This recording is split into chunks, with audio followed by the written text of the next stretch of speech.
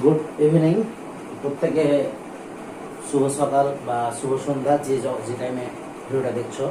আজকে আমরা কারেন্ট ইলেকট্রিসিটির বা চলতড়িতের ওহমের সূত্রের কিছু গাণিতিক সমস্যার সমাধান করব, যেগুলো মাধ্যমিক পরীক্ষার জন্য খুবই গুরুত্বপূর্ণ।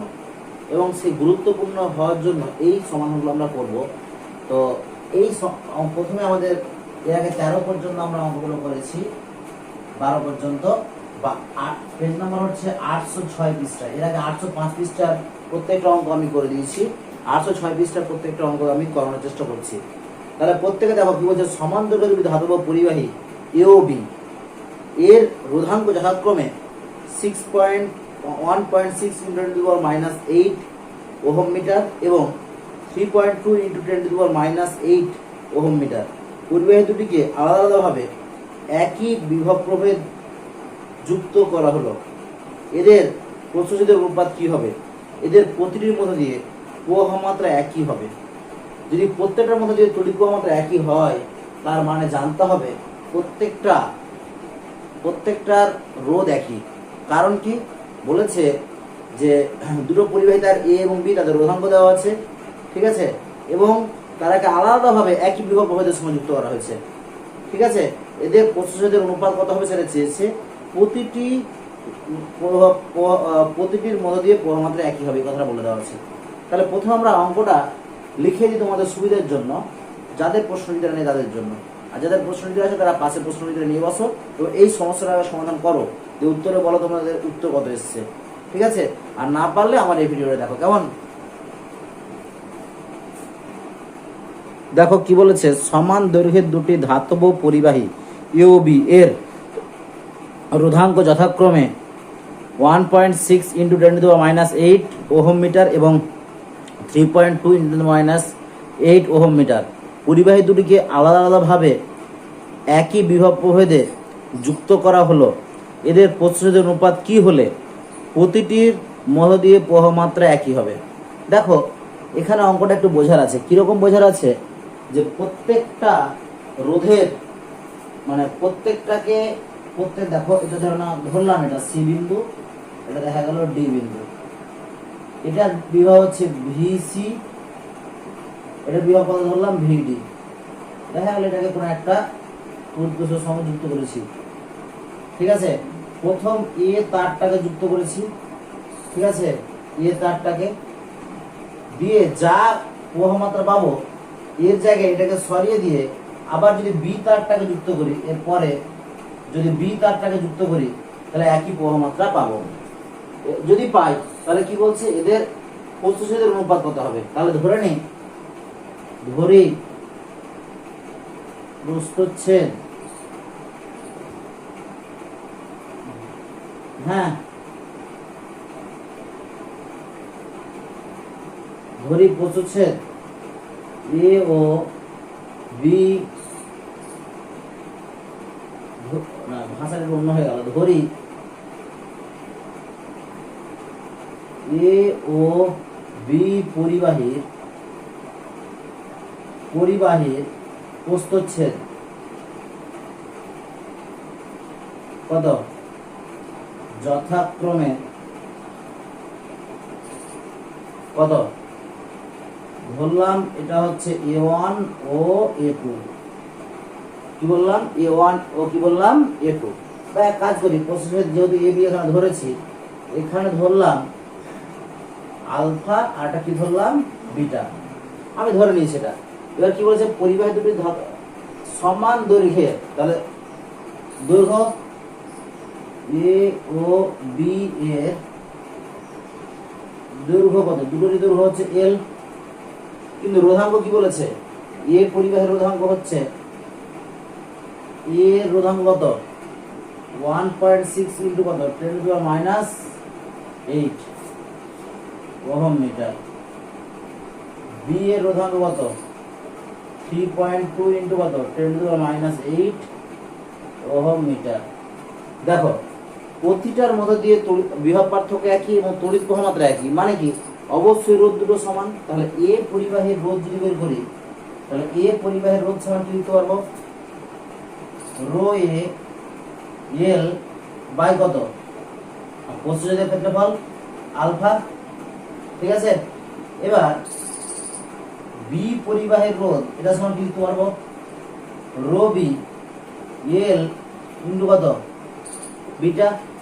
এবার কি বলেছে প্রস্থচ্ছেদের অনুপাত কি হবে, অর্থাৎ আলফা ইজ টু বিটা চেয়েছে।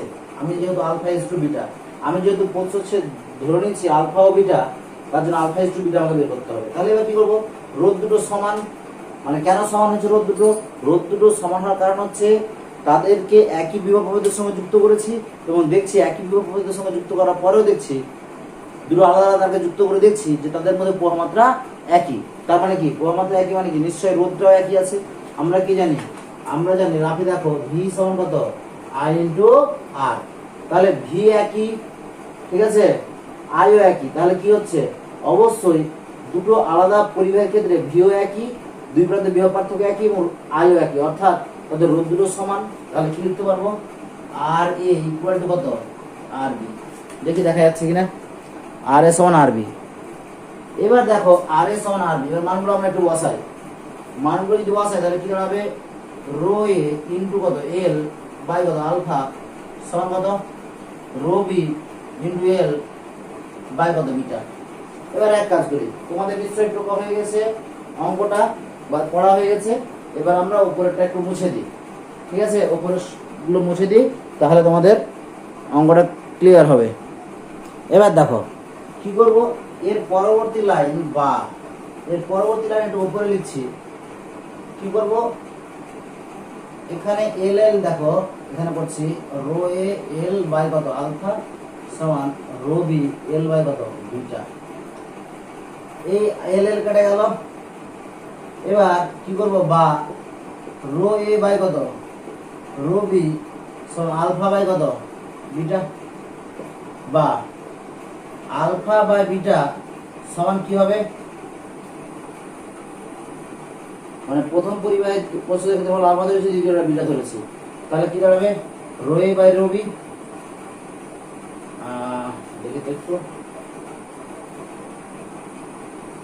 এটা ওখানে চলে গেল, এটা নিচে গেল, হ্যাঁ। তাহলে এটার মান কত 1.6 ইন্টু কত 10 টু দি পাওয়ার মাইনাস কত বলেছে 8, নিচে কত 3.2 ইন্টু কত 10 to the power minus 8, 1 by কত হলো 2। দেখো এটা কেটে গেল, পয়েন্ট তুললো 1/2, তাহলে কি হলো তো 1/2। অর্থাৎ রোধের তাহলে তাদের প্রস্থচ্ছেদের ক্ষেত্রফল অনুপাত কত হবে, তাহলে প্রস্থচ্ছেদের ক্ষেত্রফল অনুপাত দাঁড়ালো 1:2, 1:2 দাঁড়ালো 2। তাহলে 1:2 যদি হয় তাদের প্রস্থচ্ছেদের ক্ষেত্রফল, তাহলে কিন্তু কি হবে, তাদের মধ্য দিয়ে তড়িৎ প্রবাহটা সমান হবে। খুবই ভালো অঙ্ক ছিল এটা, মাধ্যমিকে সম্ভবত 2025-এ এই অঙ্কটা পড়েছে, 2025-এর এই অঙ্কটা। কেমন সেবা প্রত্যেকে। তারপরে দেখো 13 দাগের অঙ্কটা তোমরা লিখে নিতে পারো প্রত্যেকে, 14 দাগের অঙ্কটা 806 পৃষ্ঠা 14 দাগে। একটি পরিবাহীর রোধ অন্য একটি পরিবাহীর দ্বিগুণ, পরিবাহীর এর প্রান্তীয় বিভব পার্থক্য একই হলে তাদের মধ্যে প্রবাহিত তড়িৎ প্রবাহ মাত্রা অনুপাত কত হবে। খুবই সুন্দর কোশ্চেন। এই কোশ্চেনটা এবারের জন্য 2 নম্বরের জন্য খুবই গুরুত্বপূর্ণ, ঠিক আছে। এই কোশ্চেনটা 2 নম্বরের জন্য খুবই গুরুত্বপূর্ণ। কোশ্চেনটা দিচ্ছি, প্রত্যেকে নিজে নিজে চেষ্টা করো, তারপরে তোমরা করবে, ঠিক আছে। তার প্রস্থচ্ছেদের ক্ষেত্রফল অনুপাত হবে 1:2, আলফা বাই বিটা সমান 1/2 হলো, তাহলে 1:2। এবার আমরা 14 দাগের অঙ্কটা করব। কি বলেছে দেখো 14 দাগের অঙ্কটা, একটি পরিবাহের রোধ অন্য একটি পরিবাহের দ্বিগুণ, দুটি পরিবাহের প্রান্তীয় বিভব পার্থক্য একই হলে তাদের মধ্যে প্রবাহিত তড়িৎ প্রবাহ মাত্রার অনুপাত কত। তাহলে ধরবো যে প্রথম পরিবাহীর রোধ এরকম করবো, ধরি প্রথম পরিবাহীর রোধ ইকুয়াল টু R1, প্রথম পরিবাহীর প্রবাহ মাত্রা কত I1, বলছে তড়িৎ প্রবাহ মাত্রা অনুপাত চেয়েছে। এবার প্রথম পরিবাহীর কি বলেছে প্রান্তীয় বিভব পার্থক্য একই, প্রান্তীয় বিভব পার্থক্য সমান কত বলেছে, ধরলাম ভি। এবার প্রথম পরিবাহের ক্ষেত্রে কি বলতে পারবো, প্রান্তীয় বিভব প্রবাহিত সমান ভি ইকুয়াল টু কত হয় ওহমের সূত্র থেকে, প্রান্তীয় বিভব প্রবাহিত V equal two I into কত, আই অন ইনটু কত, আর অন। এবার দেখো একই রকম ভাবে করবো, ঘড়ি ফের ঘড়ি দ্বিতীয় পরিবাহীর রোধ কত, 8 দ্বিতীয় পরিবাহীর প্রবাহ মাত্রা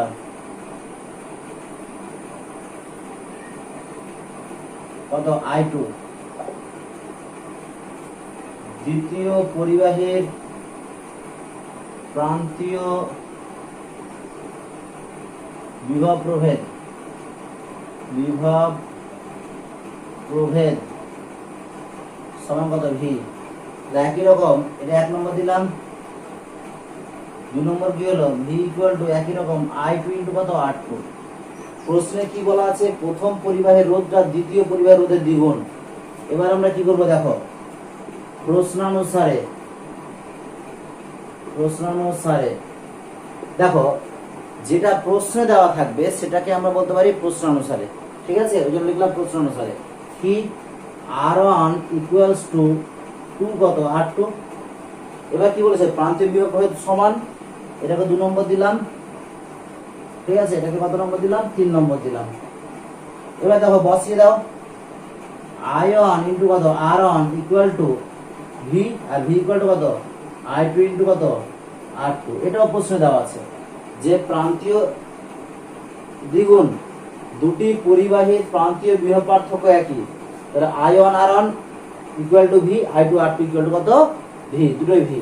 তাহলে I1 এর জায়গায় I1 থাকলো, R1 এর জায়গায় R1 থাকলো, I2 এর জায়গায় কত থাকলো, I2 থাকলো, আর R2 জায়গায় কি বসাবো, R2 জায়গায় বসাবো না, R2 জায়গায় R2 থাক, R1 এর জায়গায় কি বসাবো, দেখো R1 এর জায়গায় বসাবো 2 R2, কাটাকাটি হয়ে গেল, R2 R2 কেটে গেল, তাহলে I1 বাই কত, I2, এটা I1 থাকলো, I2 টাকে নিচে নামালাম। তাহলে এখন কি হলো, I1 by I2 equals to কত, 1 বাই কত, 2, 1 বাই কত বললাম, 2। এই হলো আমাদের গল্প। তাহলে কি বলেছে কোশ্চেনটা, যে তাদের মধ্যে প্রবাহিত তড়িৎ প্রবাহ মাত্রার অনুপাত, অতএব তড়িৎ প্রবাহ মাত্রার অনুপাত 1:2। কেমন, তোমরা এবার ছেপে নাও। তবে বলি প্রত্যেকটা অঙ্ক নিজে চেষ্টা করবে, তারপরে তোমরা ভিডিও থেকে সলিউশন দেখবে, ঠিক আছে। নিজে চেষ্টা করে করতে পারলে খুবই ভালো। আমি ভাষাগুলি এই কারণে লিখে দিচ্ছি যাতে পরীক্ষায় পড়লে তোমরা এইভাবে লিখতে পারো, ঠিক আছে, ভাষা নিজের মতো করে লিখতে পারো, কেমন। এবার চলে এসো তোমরা 15 দাগের অঙ্কটা কি বলেছে দেখো, আগে শুনে লিখে রাখো, আর যদি শুনে লিখতে না পারো তাহলে আমি বোর্ডে আবার লিখে দিচ্ছি, সেখান থেকে লিখবে। দেখো কি বলছে, তারপরটা 15টা, 2 ওহম 3 ওহম 4 ওহমের রোধযুক্ত 3টি পরিবাহীকে কোন সমবায় যুক্ত করলে প্রতিটি রোধের মধ্য দিয়ে একই মাত্রা তড়িৎ প্রবাহিত হবে, সমবায়টির তুলাঙ্ক রোধ কত। এদেরকে কোন সমবায় যুক্ত করলে প্রতিটির মধ্য দিয়ে একই তড়িৎ প্রবাহ হবে। তাহলে প্রথম কথা হচ্ছে, এটা একটা শ্রেণী সমবায় এবং সমান্তরাল সমবায় যখন পড়ানো হবে না, পড়ানো হয়েছে, তখন বলা হয়েছে যে একটা কথা, কোশ্চেনটা আগে লিখে দিই, তারপর আমরা সমাধান করব, ঠিক আছে। ওই যে কোন সমবায় যুক্ত করলে প্রতিটির মধ্যে দিয়ে একই মাত্রার তড়িৎ প্রবাহিত হবে, সমবায়টির তুলাঙ্ক রোধ কত। তো তোমরা চেষ্টা করো। দেখো 2 ওহম 3 ওহম 4 ওহম রোধযুক্ত 3টি পরিবাহীকে কোন সমবায় যুক্ত করলে প্রতিটির মধ্য দিয়ে একই মাত্রা তড়িৎ প্রবাহিত হবে এবং সমবায়টির তুলাঙ্ক রোধ কত। দেখো আমরা শ্রেণী সমবায় বা সমান্তরাল সমবায়ের তুল্য রোধ যখন নির্ণয় করেছি, তখন ওখানে একটা কথা বলা হয়েছে যে শ্রেণী সমবায়ে প্রতিরোধের মধ্য দিয়ে তড়িৎ প্রবাহ মাত্রা একই হয়, আর সমান্তরাল সমবায়ে প্রতিরোধের দুই প্রান্তের বিভব পার্থক্য কি হয়? একই হয়। তাহলে যেহেতু তড়িৎ প্রবাহ আমাদের একই থাকতে হবে বলেছে, তাহলে প্রথম উত্তরটা কি হবে? শ্রেণী সমবায় যুক্ত করতে হবে। শ্রেণী সমবায়ে যুক্ত করতে হবে। কারণ কি, শ্রেণী সমবায় যখন রোধগুলোকে যুক্ত করা হয় তখন আমি যদি বলি এটা R1, এটা R2, এটা R3, তাহলে দেখা গেল এটা একটা তড়িৎ কোষ যুক্ত করা আছে। প্রত্যেকটা রোধের মধ্যে দিয়ে একই পরিমাণ তড়িৎ প্রবাহিত হবে। প্রত্যেক রোধের মধ্যে দিয়ে কি বললাম? একই পরিমাণ তড়িৎ প্রবাহিত হবে। ঠিক আছে, তাহলে কি কোন সমবায় যুক্ত করবো? শ্রেণী সমবায়। এর বলছে সমবায়টির তুলাঙ্ক রোধ কত? লিখবো ধরি সমবায়টির তুলাঙ্ক রোধ আর ইকুয়াল টু কত বলতো? দেখো তো, শ্রেণী সমবায় তুল্য রোধের রাশিমালা হচ্ছে R1 plus R2 plus R3। মানে কি, R1 এর মান কত? R1 এর মান হচ্ছে 2 ওহম প্লাস 3 ওহম প্লাস কত? 4 ওহম। তার মানে কি 2 3 5 5 3 9 ওহম। কেমন? তাহলে সমবায়টির তুলাঙ্ক রোধ কত হলো? উত্তর কত হলো? 9 ওহম। চলো তারপরে কি বলছে? আমাদের 15টা হয়ে গেল। এখানে এই সুন্দর কোশ্চেনটা 2015 কোশ্চেনটা খুব সুন্দর কোশ্চেন ছিল। এটার জন্য তোমরা 1 নম্বর পাবে, আর এটার জন্য 2 নম্বর, যে 3 নম্বর ছিল এই অঙ্কটায়। তারপরে অঙ্ক দেওয়া আছে, অনেকগুলো অঙ্ক দেওয়া আছে 16 দাগের। 16 দাগের যতগুলো অঙ্ক দেওয়া আছে তার মধ্যে একটা অঙ্ক পড়তে পারে পরীক্ষায়। ঠিক আছে, এবং 3 নম্বরের জন্য প্রশ্নগুলো থাকবে। কেমন?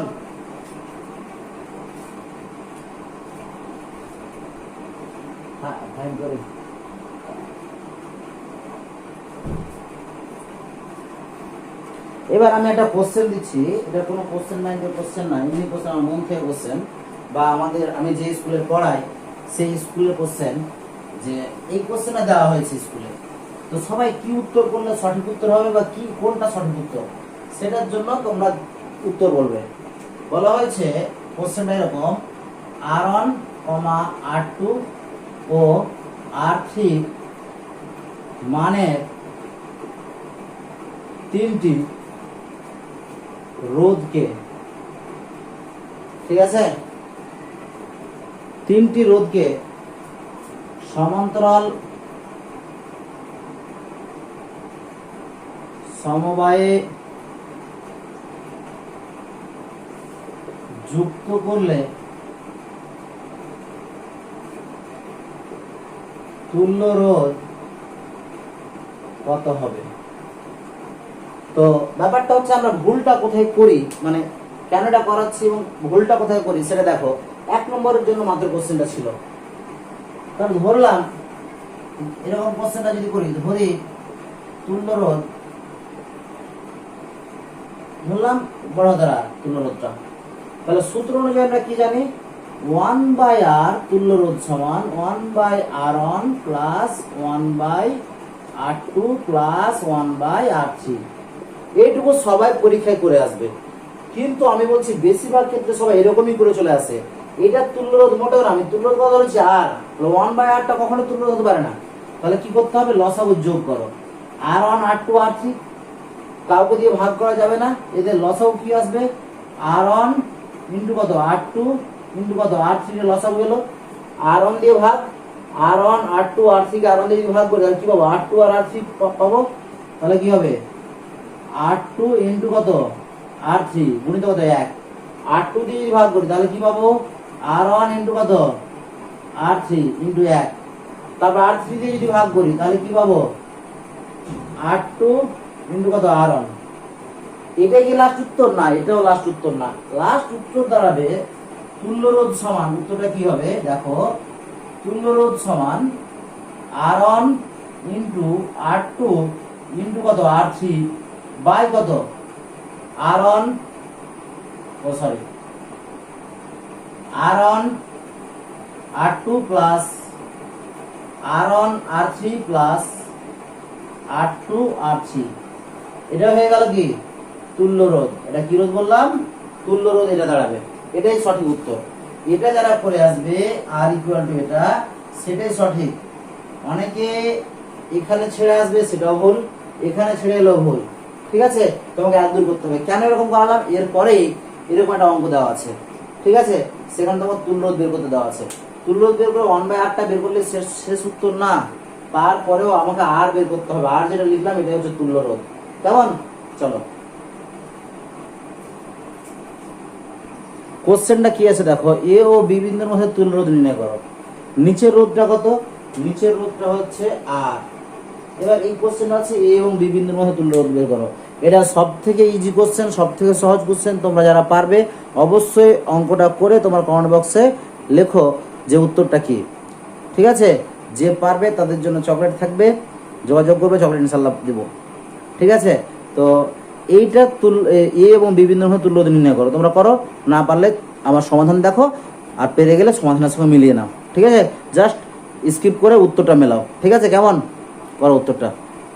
এবার দেখো সমাধান করে, তাহলে লিখবো, যেহেতু সব আর দিয়ে ধরে ধরেছে, তাহলে লিখে ধরি তুল্য রোধ কত? ছোট হাতের আর ধরলাম, ছোট হাতের আর। তাহলে কি লিখবো? 1/r ইকুয়ালস টু কত বলতো? 1/r, অনেক জায়গায় আর, 1/r2 জায়গায় 2r, 1/r3 জায়গায় r। লসাগু যোগ করো, লসাগু কত হলো? 2r। এবার আমরা কি করবো দেখো, 2r কে আর দিয়ে ভাগ করলে উপরে 2 গেল, 2r কে দিয়ে উপরে 1 গেল, 2r কে আর দিয়ে ভাগ করলে 2 গেল, দিয়ে কত হলো? 5 কত? 2r, r এর মান। এটাকে যদি উল্টে দিই তাহলে কত পাবো? r ইকুয়াল টু কত? 2r কত? 5। 2r কত বললাম? 5। ঠিক আছে, তাহলে এটা হচ্ছে উত্তর, এইটুকু হচ্ছে উত্তর। ঠিক আছে, একটু যদি ভালো করে লিখতে যাই, তাহলে অতএব এ ও বি বিন্দুর মধ্যে তুল্য রোধ, এ ও বি বিন্দুর মধ্যে তুল্য রোধ কত? দেখো এটাকে উল্টাতে হবে, 1/r পেয়েছি, আরটা তুল্য রোধ, তাহলে কত? 2r/5। যদি ভাগ করি 2 কে, দশমিক নিব একটা, শূন্য পেলাম 20 হয়ে গেল, 4 5 20, তাহলে 0.4r। ঠিক আছে, এটা হচ্ছে তুল্য রোধ। এবার কি বলছে দেখো, না এই আরটা হচ্ছে বড় হাতের আর আছে, হ্যাঁ আবার ভুল করছি, বড় হাতের আর। যাই হোক, তাহলে আমরা ভুলটা কোথায় করে আসি? আমরা এখানে ছেড়ে আসি। আমি খাতা দেখতে গিয়ে দেখেছি অনেকেই 5/2r করে রেখে দেয়। এইটুকু রেখে দিলে হয়তো টিচারের যদি মন হয়, তোমার দয়া হয়, তাহলে একবার ডেট দিবে 3-এ। কিন্তু তোমার সঠিক উত্তর যদি করে আসতে হয়, তাহলে এরকম ভাবে লিখে এত দূরে শেষ করে আসতে হবে। মানে এটা না, আর পর্যন্ত তোমাকে লিখে আসতে হবে, 2r বড়দের r/5 এটুকু শেষ করে আসতে হবে, তাহলে তোমরা 3-3 পাবে। ঠিক আছে, আর নাহলে তোমরা যদি শুধুমাত্র এইটুকু করে রেখে দাও, টিচারের মন হলে দিবে, বা যদি মনে হয় কেটে দেবো, কেটেও দিতে পারে, কারণ তুমি তুল্য রোধ তখন পর্যন্ত বের করনি, তুমি 1/r বের করেছো, তুল্য রোধের অনন্য বের করেছো, তুল্য রোধ না। খুব ভালো করে খেয়াল রাখবে। এরপরে যে অঙ্কটা আমি দিচ্ছি, এই অঙ্কটা একেবারে খুবই গুরুত্বপূর্ণ, এই কনসেপ্টটা খুবই গুরুত্বপূর্ণ, এবং এই অঙ্কটা পড়ার জন্য খুবই একটা সম্ভাবনা রয়েছে। ঠিক আছে, যেমন 2024 সালে একটা অঙ্ক পড়েছিল ব্যতিক্রমী ধরনের অঙ্ক, এইরকমই একটা ব্যতিক্রমী ধরনের অঙ্ক আমি দিচ্ছি এখন। এই অঙ্কটা পড়ার সম্ভাবনা প্রচন্ড বেশি। তোমরা খুব মনোযোগ সহকারে দেখো এবং সমাধান করে উত্তরে কমেন্ট করো। আর না পারলে কোনো কিছু করার, মানে না যদি পারো দুঃখের কিছু নেই, এই অঙ্কটা আমি করে দেবো। ঠিক আছে, কেমন? এবার দেখো এবার যে অঙ্কটা দিচ্ছি, সেই অঙ্কটা খুবই গুরুত্বপূর্ণ হতে চলেছে, দেখতে থাকো। দেখো এই অঙ্কটা তোমরা চেষ্টা করো প্রত্যেকে। দেখো এই অঙ্কটা খুবই কনসেপচুয়াল এবং মনে হচ্ছে যেন খুব জটিল, কিন্তু খুবই অঙ্কটা সহজ।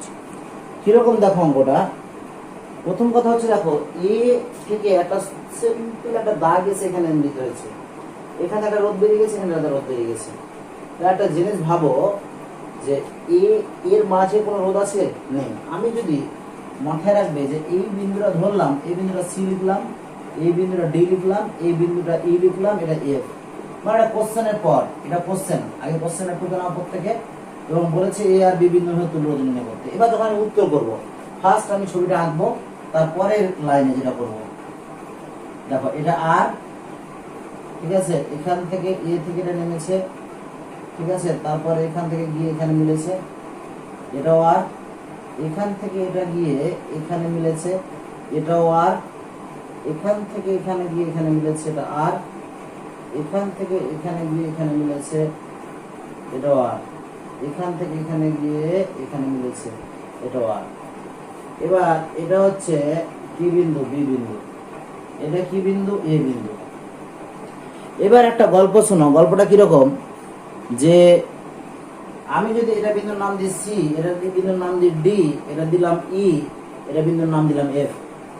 মাথায় রাখবে একটা কথা, যে এ বিন্দু আর সি বিন্দু হচ্ছে সমবিভবযুক্ত বিন্দু। কেন? এর মাঝে কোনো রোধ নেই। ফলে এই যে এই রোধ দুটো সি বিন্দু যুক্ত আছে, তার মানে হচ্ছে এ বিন্দু যুক্ত আছে। আবার এফ বিন্দু আর ডি বিন্দু বিভব কি? একই। কারণ কি? এর মাঝে যে দাগটা দেখতে পাচ্ছ, যে তারটা আছে, সেই তারটার কোনো রকম রোধ নেই। ফলে এফ বিন্দু এবং ডি বিন্দু হচ্ছে সমবিভবযুক্ত বিন্দু, মানে এই ডি বিন্দুতে অ্যাকচুয়ালি এ বিন্দু যুক্ত হয়ে আছে।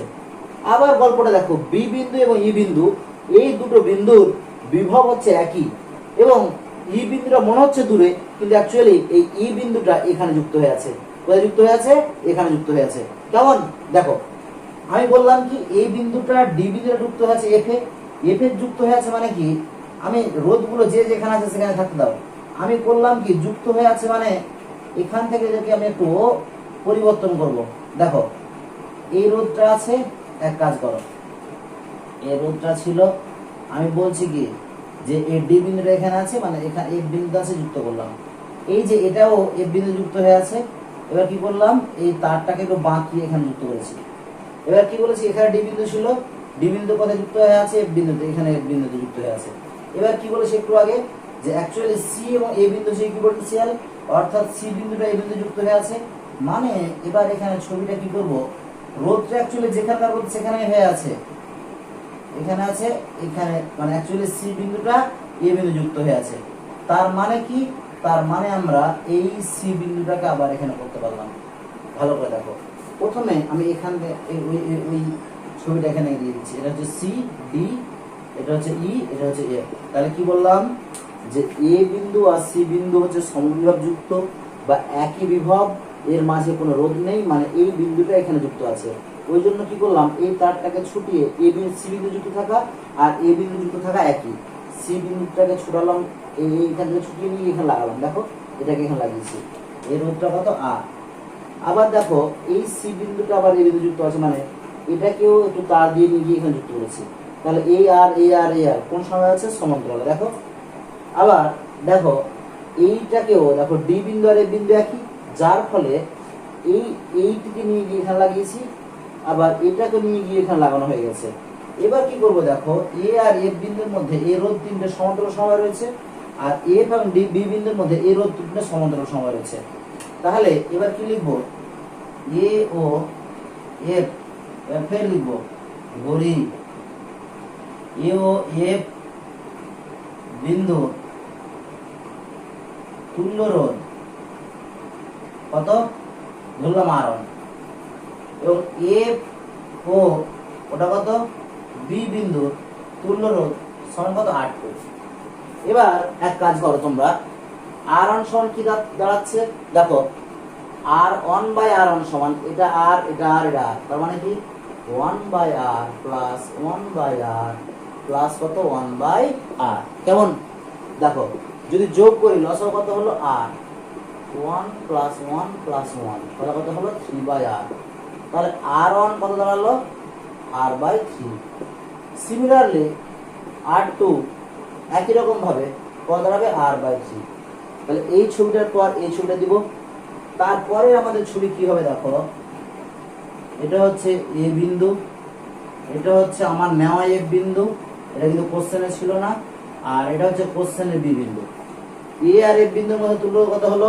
দেখো, R/3, এটাও কত? R/3। এর পরে লিখবো কি, দেখি দেখা যাচ্ছে কিনা শেষ অংশটুকু, হ্যাঁ দেখা যাবে। এবার এক কাজ করি, লিখবো যে এ ও বি বিন্দুর মধ্যে, দেখো, এ ও বি বিন্দুর মধ্যে রোধগুলি মানে প্রত্যেকটা ছবি আছে, কিন্তু এই ছবির পর আছে বিন্দুর মধ্যে রোধগুলি, এটা তো আর লিখেছি, এটা কত লিখেছি 8 কোণ ধরে ছিটে লিখেছি, মধ্যে R1 ও R2 শ্রেণী সমবায় রয়েছে, শ্রেণী সমবায়ে রয়েছে। তাই তুল্য রোধ সমান R/3 প্লাস R/3 দিয়ে কত হলো 2R/3। তাহলে উত্তর কত হলো 2R/3। তাহলে এই অঙ্কটা কিন্তু খুবই গুরুত্বপূর্ণ। এখানে গুরুত্বপূর্ণ ব্যাপারটা হচ্ছে যেখানে দেখবো যে দুটো বিন্দুর মধ্যে দেখবো যে কোনো রকম রোধ নেই, ঠিক আছে, তাহলে ওই বিন্দুগুলোকে আমরা সমবিবাহযুক্ত বিন্দু ধরবো। দেখো এ আর ওখানে সি বিন্দু কিন্তু ছিল না, আমি সি ডি ই এবং এফ এই বিন্দুগুলো নিয়েছি। যেখানে মনে হচ্ছে যে একাধিক তার যুক্ত হয়েছে সেটা বিন্দু ধরেছি, এবং যখন যেখানে দেখছি দুটো বিন্দুর মধ্যে কোনো রোধ নেই তারাকে চোখ বন্ধ করে বলছি কি তারা সমবিবাহযুক্ত বিন্দু।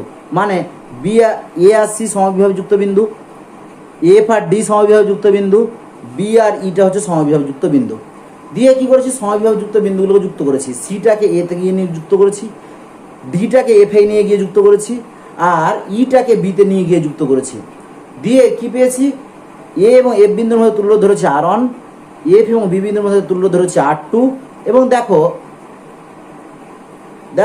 1/R1 সমান কত 3/R, R2 সমান কত R/3 না, R1 সমান R/3। একই রকম ভাবে R2 পাবো ওই দ্বিতীয় মানে এফ এবং বি বিন্দুর মধ্যে তুল্য রোধ R/3।